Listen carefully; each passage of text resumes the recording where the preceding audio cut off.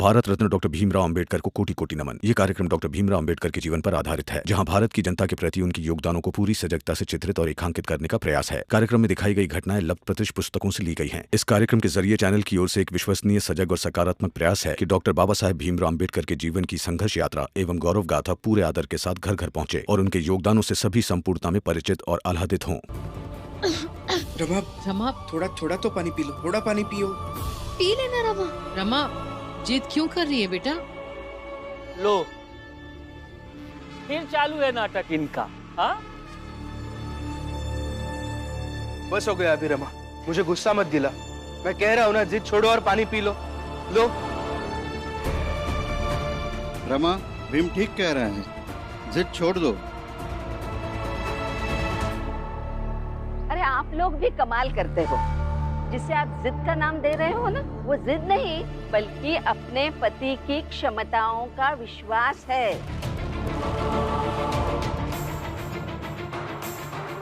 और वो विश्वास को तो परखना ही चाहिए।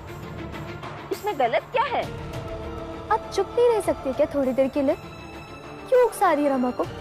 इन दोनों पति पत्नी के बीच में आप मत ही बोलिए तो अच्छा होगा।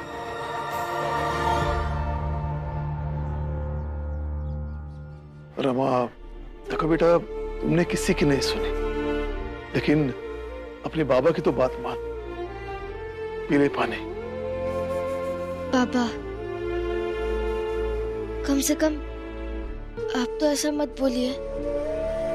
इस समय आप ही है जो मुझे अच्छे से समझ सकते हैं। आप ऐसे बोल के मुझे और कमजोर मत बनाइए ना।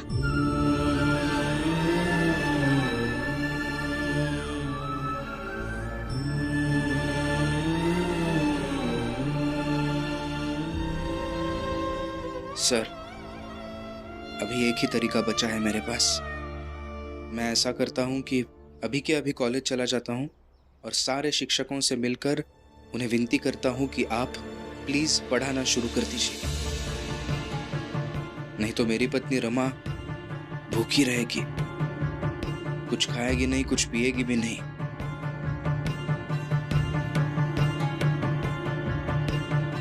क्या पता शायद ये सब कुछ सुनकर उनका दिल पिघल जाए और वो पढ़ाना शुरू कर दे।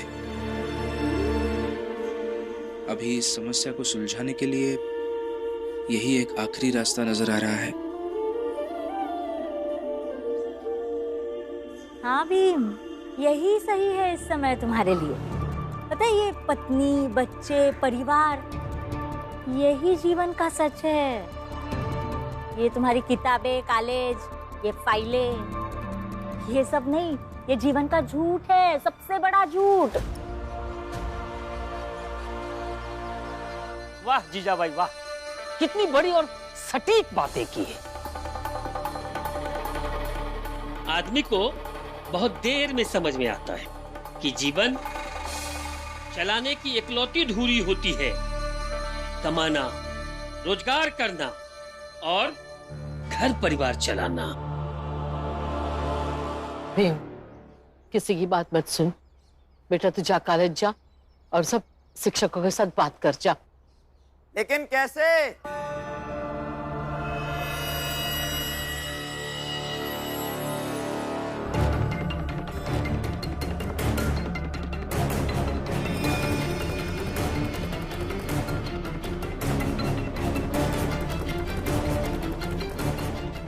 अरे प्रणाम भीमराव। दरअसल मुझे ये बताते हुए बहुत दुख हो रहा है कि हमारे कॉलेज के सारे शिक्षक गए हैं कहीं घूमने।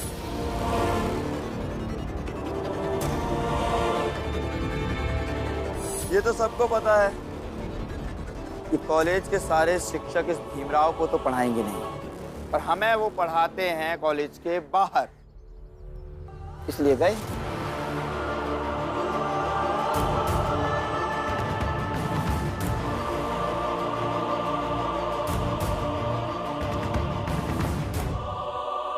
सर, कहीं ऐसा तो नहीं कि मेहता सर ने कॉलेज के सारे शिक्षकों को बुला लिया हो? हो सकता है, और अगर ऐसे हुआ हो तो समझो अपना प्लान सफल हुआ है।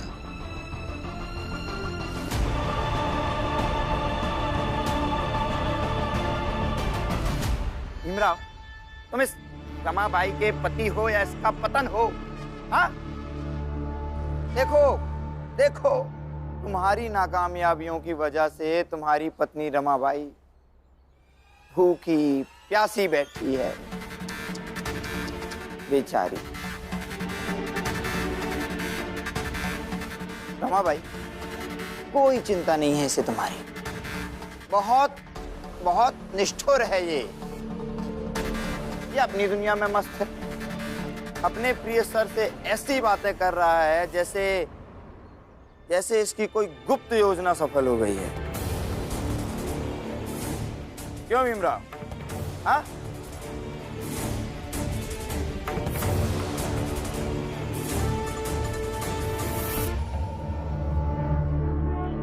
सर, लीजिए आपकी चाय। पीजिए। शुक्रिया। पर आपकी चाय? मेहता सर ने कहा है कि चूंकि आप एक शिक्षक हैं, इसलिए मेहता सर के ऑफिस में आपको उतना सम्मान मिलना चाहिए जितना कि किसी को भी नहीं मिलता। इसलिए मैं आपके सामने चाय कैसे पी सकता हूँ? आप पीजिए। शुक्रिया। भीमराव अंबेडकर नाम है उस छात्र का। उसे आप और आपके मित्र शिक्षक क्यों नहीं पढ़ाते? अगर मैं चाहता तो यही सवाल जो बाहर आपके शिक्षक मित्र रूम में बैठे हुए हैं उनके सामने भी ये सवाल कर सकता था, लेकिन मैं जाने अनजाने में भी गुरु के पद की गरिमा को गिराना नहीं चाहता हूँ, और मेहता सर का भी यही कहना है। देखिए सर, धर्म, जाति, सामाजिक व्यवस्था भी कोई चीज होती है। हर व्यक्ति अपने स्तर पर इन चीजों का संरक्षण करता है। हमने भी बस यही किया। शायद आपको जानकारी नहीं है, हमने भीमराव को उपाय बताया था जिससे वो पढ़ सकता है और हम भी आराम से रह सकते हैं।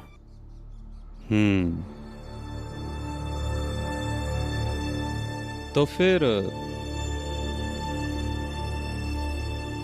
इस अखबार में यही छाप देते हैं कि जात, धर्म, सामाजिक व्यवस्था भी कोई चीज होती है।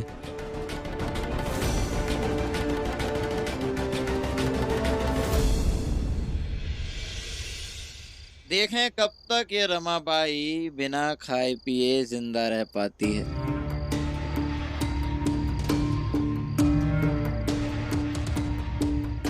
आप परेशान मत होइए, मुझे कुछ नहीं होगा।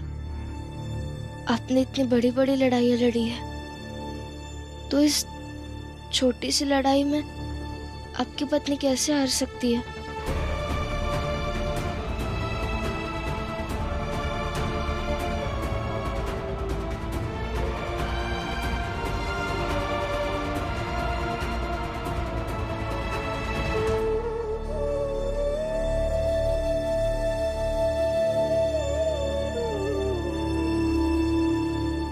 वकील साहब, रात बहुत हो गई है, अब घर जाइए।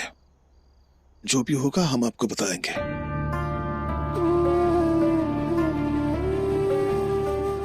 राम जी, भीम मुझे अपना गुरु मानता है और एक सच्चे गुरु से अपेक्षा होती है कि वो अपने शिष्य का साथ कभी ना छोड़े, परिस्थिति चाहे जो भी हो। इसलिए मैं यहाँ ठीक हूँ। भीम, रमा को समझाना बेटा। तू उसे बोल कि जीत छोड़ दे। तुम दोनों पति पत्नी हो, तुम दोनों एक दूसरे को जितना समझ सकते हो उतना दूसरा कोई नहीं समझ सकता है। तू बोलेगा तो शायद समझ जाएगी। तू उसे समझाना बेटा।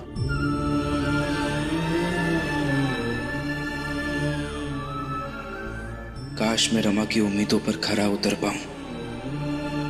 काश मेहता जी मेरी नीयत और मेरी सोच को समझ पाए। लो, हम भी आ गए। नरोत्तम, साथ में चाय लाए हैं और बैठने के लिए एक कुर्सी। अच्छा किया प्रचंड देव जी जो आप आ गए, अब और भी आनंद आएगा। नरोत्तम, हम यहाँ आराम से बैठकर चाय पीते पीते इस रमा का तमाशा देखेंगे। आज देखेंगे कि भूखे लोग कैसे भूख हड़ताल करते हैं। बोलो, चाय बनाओ। एकदम उचित कहा प्रचंड देव जी, एकदम उचित कहा।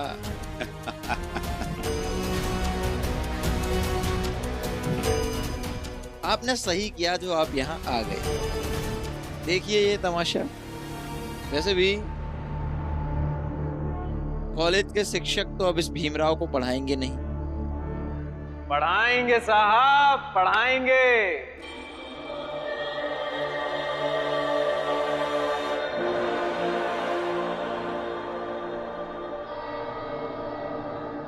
और वो भी कल से पढ़ाएंगे।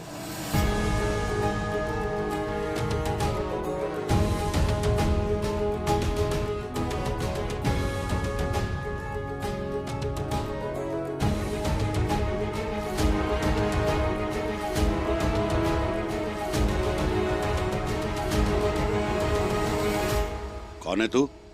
सब पता चल जाएगा। भीम, भीम,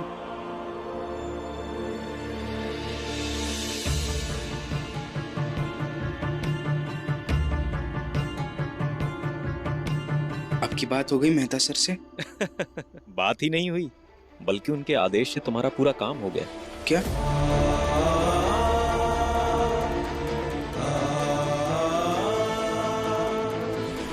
मतलब शिक्षक कल से पढ़ाने लगेंगे? हाँ, बिल्कुल पढ़ाने लगेंगे।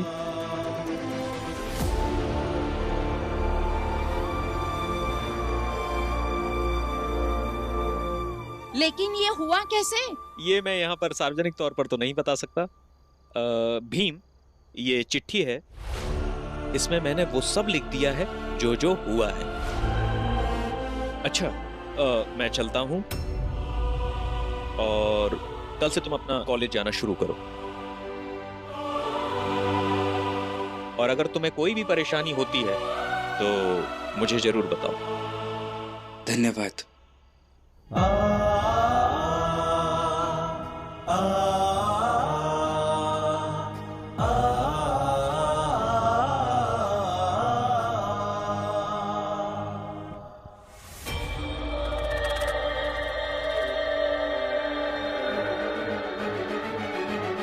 राष्ट्र संविधान का है तू ही शिल्पकार। रमा, अब तो पानी पी लो और कुछ खा लो। अपनी कलम से की है देश अर्चना, एक एक शब्द तेरा भीम गर्जना। देख लिया आप सबने मेरे बेटे की काबिलियत। जाइए और सो जाइए, तमाशा खत्म हुआ। कल से कॉलेज शुरू और पढ़ाई भी शुरू। भीम, रमा को अंदर ले जा। इसे भूख लगी होगी, उसे थोड़ा सा खिला पिलाओ। जा बेटा। बाबा, जरा रुकिए।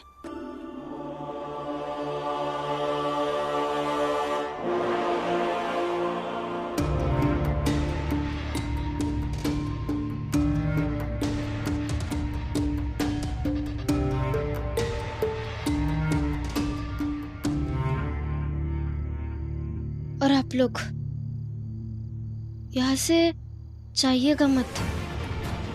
कुर्सियाँ तो लगी है, बैठिए, चाय भी, चाय पिए और पीते पीते सोचिएगा भी। सोचिए मेरे पति कैसा है, सोचिए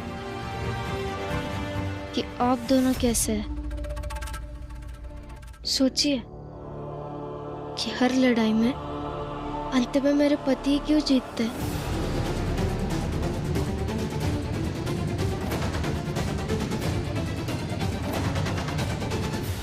ये भी सोचिए कि आप दोनों की हर गलत नियत कैसे अधूरी रह जाती है।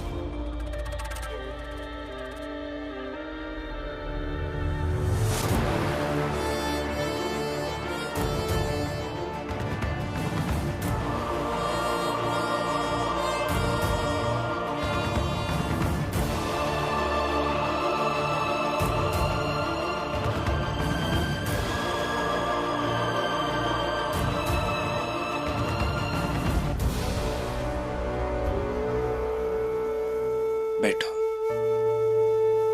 अब पढ़ के दिखाइए, क्या लिखा है उसमें? पढ़ूंगा, पहले कुछ खाना खा लो, कम से कम पानी तो पी लो। मैं लेके आता हूं।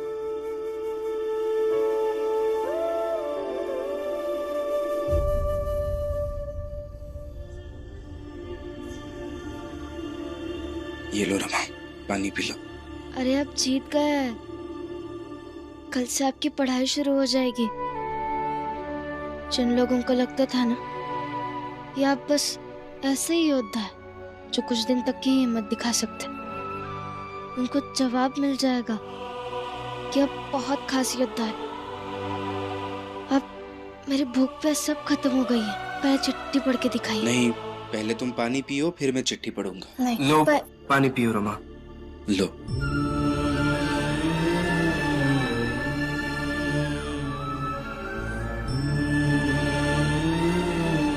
तुम्हें पता है हर लड़ाई में मेरा सबसे बड़ा हथियार कौन सा होता है? तुम्हारा जो मेरे ऊपर विश्वास है ना, वो है मेरा सबसे बड़ा हथियार। और आज की ये जीत तुम्हारी जीत है रमा।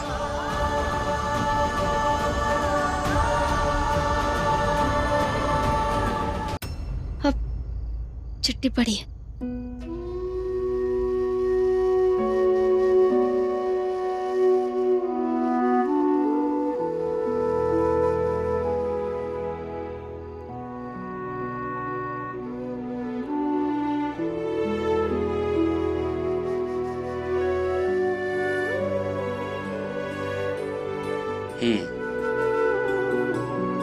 मेहता सर ने कहा है कि शिक्षकों के बारे में छापने से पहले एक बार शिक्षकों से बात की जाए, और उन्होंने उन्हें अपने ऑफिस बुलाया, उनसे बात की, और फिर आखिर में कहा है, देखिए ऐसा मत कीजिए, हमारी इज्जत का सवाल, लोग क्या कहेंगे? आपका अपमान कोई नहीं करना चाह रहा, इसलिए आप अपने बाकी शिक्षकगणों से भी कहिए कि कल से कॉलेज जाएं और पढ़ाना शुरू करें, वरना अगली बार आपसे विनती नहीं करेंगे।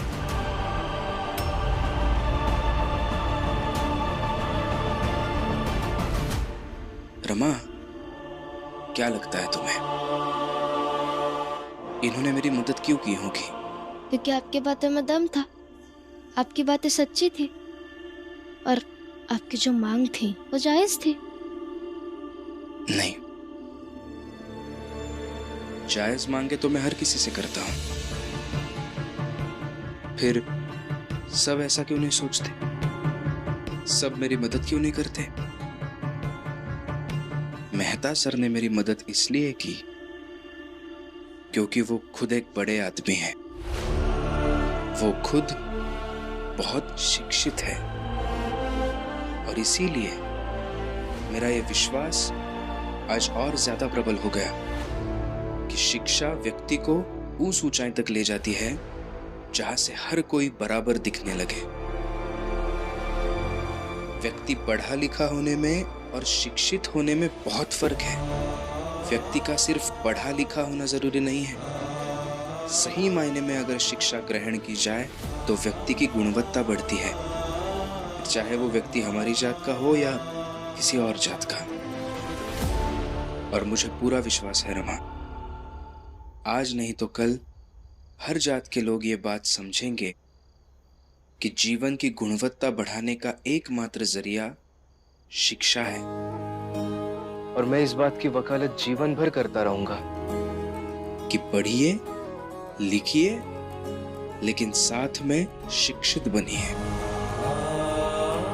क्योंकि पढ़ना लिखना सिर्फ दफ्तर में नौकरी करने के लिए नहीं, बल्कि जीवन का स्तर ऊंचा करने के लिए जरूरी है। साहिल मेरे